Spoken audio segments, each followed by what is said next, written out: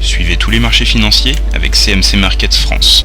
Avec CMC Markets, tradez les CFD sur indices, devises, matières premières et actions 24 heures sur 24. CMC Markets, un des leaders mondiaux du trading de CFD Forex depuis 1989.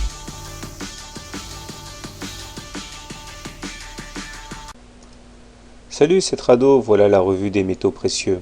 Alors on va commencer cette belle analyse technique fondée sur une explosion haussière des matières premières par l'or. Alors comme vous pouvez le voir, l'or a finalement décidé de sortir de la fourchette d'Andrews-Ocre sans que l'on en eût préalablement touché la médiane. Or, comme vous le savez, lorsque c'est le cas, on a droit à des explosions haussières en sens inverse. En l'occurrence, ici, le sens de la hausse.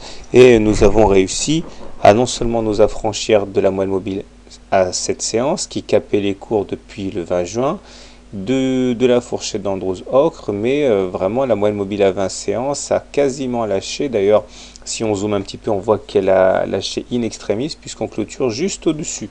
Ce qui veut dire que techniquement, on a cassé la tendance baissière. On n'est pas encore en tendance haussière. Pour qu'on le soit, il faudrait retourner à la hausse cette moyenne mobile à 20 séances, c'est-à-dire qu'elle devienne verte. Concrètement, on n'en est pas encore là, mais la tendance baissière est cassée, on est sans tendance.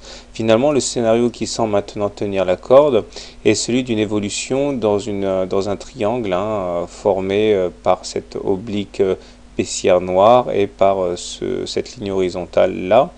Et c'est vrai qu'a priori, on ne devrait pas connaître de changement majeur, c'est-à-dire qu'on devrait évoluer entre les 1624 plus ou moins et le précédent support à 1530, donc des bornes assez étroites. Bon, maintenant, sans faire trop de prospective, si on sort vers le bas, eh bien, on aurait droit à une sorte de canal noir équivalent à celui-là pour la suite des choses. Donc ce serait plus un triangle mais un canal noir, et à l'inverse, si on sort par le haut de ce triangle, eh bien, on aurait droit à une sorte de canal, mais cette fois-ci fondé sur quelque chose comme ça, entre les 1530 et les 1640. Mais pour l'instant, encore une fois, ce à quoi on peut s'attendre, c'est une évolution à l'intérieur de ce triangle-là. Alors également, ce qui est intéressant à noter ici, c'est le fait que si on utilise les Fibonacci, eh bien, on voit que, je vais zoomer, ça sera plus clair. Voilà, on est venu buter sur les 61,8% de retracement de Fibonacci. Si d'aventure on arrivait à clôturer au-dessus des 61,8%, on irait vers les 76,36% de Fibonacci, c'est-à-dire les 1614. Pour l'instant, on n'y est pas encore. Faut pas non plus bouder son plaisir. 2,3% de hausse en une journée, c'est très appréciable. Du côté de l'argent, c'est très similaire puisqu'on a eu droit à cette euphorie sur tous les segments des matières premières. Alors là, la M7 a lâché aussi à la hausse. La moyenne mobile à 20 séances, par contre, est encore au-dessus. Ça veut dire qu'on est toujours en tendance baissière sur l'argent. Et vous l'avez compris, il faudrait clôturer au-dessus des 28 pour qu'on casse cette tendance baissière. C'est-à-dire que pour l'argent, on est toujours sous le coup de ce fameux scénario en drapeau baissier qui nous amènerait vers les 24,8. Et ça, tant qu'on ne clôture pas au-dessus des 28,5 euros. Terminons avec le meilleur, à savoir le pétrole, qui a accumulé 9,3% de hausse. Regardez cette belle bougie que l'on a eue.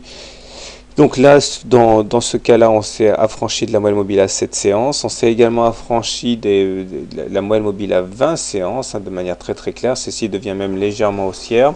Donc on bascule en tendance neutre à légèrement positive. Là, ce sont les 50% de retracement de Fibonacci qui se sont imposés au haussier, c'est-à-dire 50% de la baisse qu'il y a eu sur la dernière vague de baisse entre les 92 et les 77.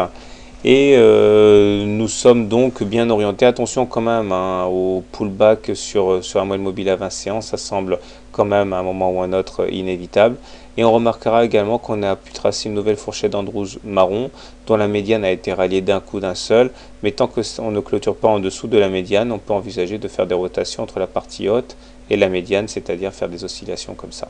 Voilà, je vous souhaite une bonne journée, de bons trades et à demain. CMC Markets, un des leaders mondiaux du trading de CFD Forex depuis 1989.